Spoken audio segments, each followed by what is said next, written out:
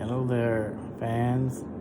Paul Lockwood talking here, aka Paul Douglas Fraley, author of The Powers That Be.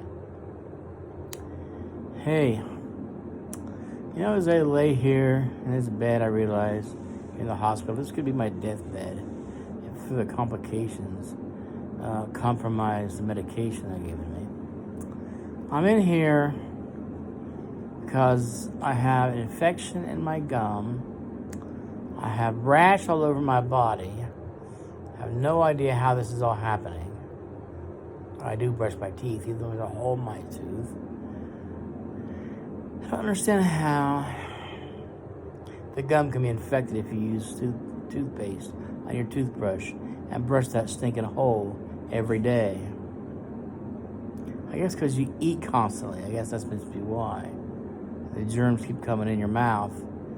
And of course, some mysterious rash on my body like poison ivy just won't go away. So I'm stuck here in the hospital for a couple of days, maybe a week or so. I don't know. But you got to beat this problem before it destroys me. I feel, hey, I'm not a mistake of the universe. I'm not a cosmic mistake. God put me here for a reason. I intend to write these books I've been planning on writing. And I intend on earning a little bit of money sometime in the future and extricating myself from the hooks of my wicked sister and being independent.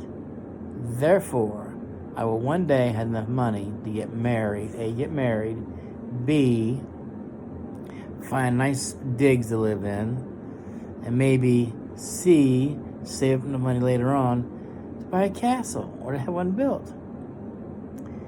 They're not that expensive. I mean, the ones you have built are exorbitant prices, but the ones that already have been built usually cost like $200,000.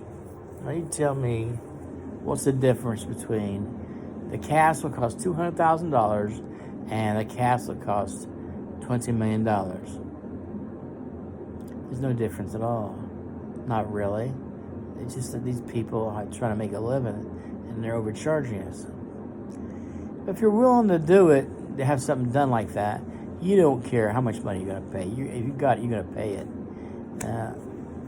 One way of generating cash is tax lien certificates. The county will pay you money if you pay the back taxes on delinquent taxes. And you will get almost twice as much money as you put into it. It depends what kind of house you invest in. There's certificates, there's deeds. You get a deed, you can turn around and sell the house. You sell the house. All you gotta do is flip it, fix a few things wrong with it, and flip it. That's usually a pain in the ass. I prefer certificates. But you don't have to worry about no physical asset that way. It's just a piece of paper. So anyway, that's how it works. If you don't understand it, all you gotta do is look that subject up on YouTube, and it'll explain the difference. They're very, what's the word? Detailed. They know what they're talking about. They've been around the block a couple times, and yeah, they know about that stuff. Anyways, what I would look forward to if I was married, had a nice home, and money coming in from tax lien certificates, is finally saving up money to purchase a warehouse and stock it with furniture. I would love to sell furniture because that's a good way of making money. But what I do for fun if I were not selling furniture, probably DJ in a radio station, kinds of interesting topics, and having discussions and playing music. Because I always thought music was my thing. And then, of course, there's the thing with coming into money somehow, and having more seed money, therefore, and multiplying your money, your assets, your financial assets. I've always often wondered, what would it be like to have a vineyard, or maybe even better, a restaurant chain? Those things make money hand over fist. You have a restaurant chain and you get some people to work the franchise for you, you're making money. You just got to make sure you own the type of food that's being made there, you know, the intellectual properties, and you can make all kinds of money. The thing is, you got to come up with a name for your restaurant. Yeah, I was thinking about it, but there's always a chance somebody's going to get upset with you because your name's too similar to theirs. So be very careful in your thought processes if you're starting a business as a small businessman. This is the way you generate cash in the United States. Now, I don't know how it works over in Russia, where they take your money and throw you in the gulag, or the jail cell, because you said something nasty about the president. Over here, things are a bit different.